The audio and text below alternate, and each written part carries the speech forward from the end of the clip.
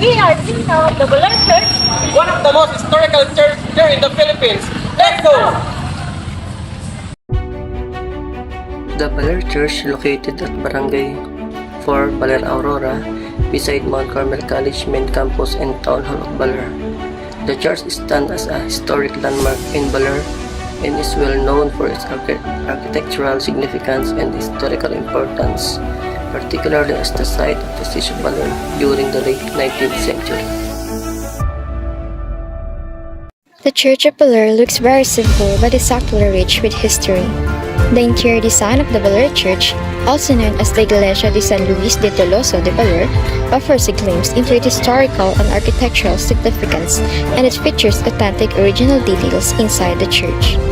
These details will include traditional elements that reflect the church's historical roots and architectural heritage. The interior design of the Baler Church is described as featuring a very simple facade. This simplicity in design may reflect the traditional architectural style of churches built during the Spanish colonial period. Overall, the interior design of the Baler Church combines historical authenticity with traditional architectural elements, creating a space that not only serves as a place of worship but also a historical landmark that preserves the cultural heritage of the Philippines. The interior design of the Baler Church, also known as the Iglesia de San Luis de Tolosa de Baler, showcases a blend of Spanish colonial and Filipino architectural influences. The Baler Church exhibits a Baroque architectural style, which was the prevalent during the Spanish colonial period. This style is characterized by elaborate ornamentation, intricate details, and dramatic elements that add grandeur to the facade of the church. The church features a bell tower that is often a prominent feature of Spanish colonial churches. The bell tower of the Baler Church may have a distinct design that complements the overall architecture of the church.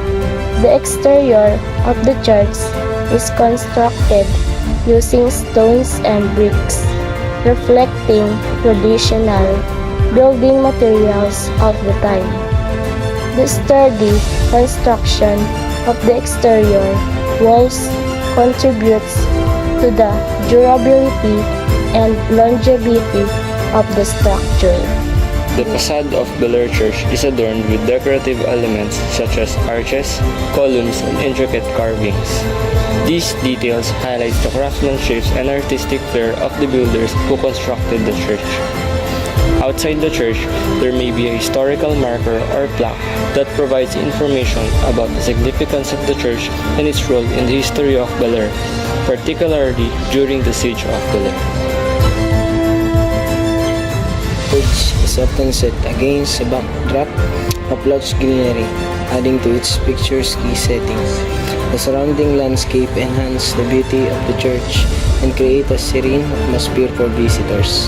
Overall, the exterior design of the Baler Church is a testament to its historical and architectural significance, blending Spanish colonial influence with local Filipino craftsmanship to create a visually striking and culturally rich landmark in the town of Baler. The structure we see today has undergone many reconstruction, and the most recent renovation happened in 1939.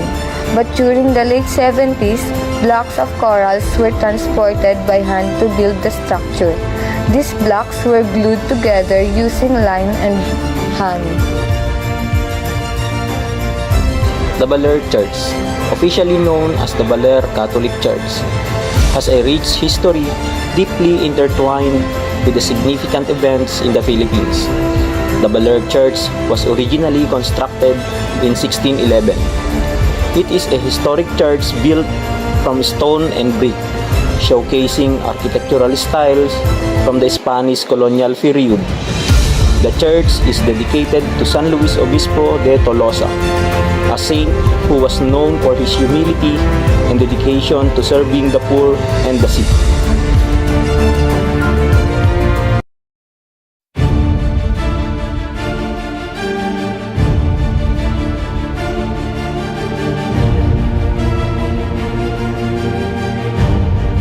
most notable events in the history of the Baler Church is the Siege of Baler, lasting from July 1, 1898 to June 2, 1899. This siege was a battle of the Philippine Revolution. Filipino revolutionaries laid siege to the fortified church defended by Spanish troops for 337 days. The siege took place after the end of the Spanish-American War and the signing of the Treaty of Paris, which ceded the Philippines to the United States. The Baler Church is often referred to as the last Spanish garrison in the Philippines. Due to the role of the Siege of Baler, this historical event symbolized the resilience and determination of both the Spanish defenders and the Filipino revolutionaries. The Baler Church stands as a culture heritage site, communicating the events of the Siege of Baler and serving as a reminder of the country's colonial past and struggle for independence, and remains a significant historical landmark in the Philippines.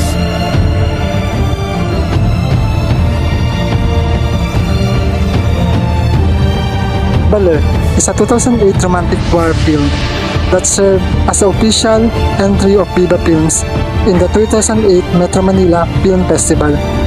The movie stars Ann Curtis and Jericho Rosales, and that tells the story of a love affair between Felisa, the daughter of rebel commanders, and the Celso, a half-Spanish soldier. The plot is set during the final years of the Spanish regime in the Philippines. Couple faces challenges in maintaining their forbidden love amidst familial and political tensions. The film revolves around the Siege of Baler, a historical event where a soldier of Spanish valiantly defended Baler against Filipino forces for 337 days in 1898. The movie depicts the forbidden love that blossoms between a mestizo soldier and a Filipina woman during this turbulent time.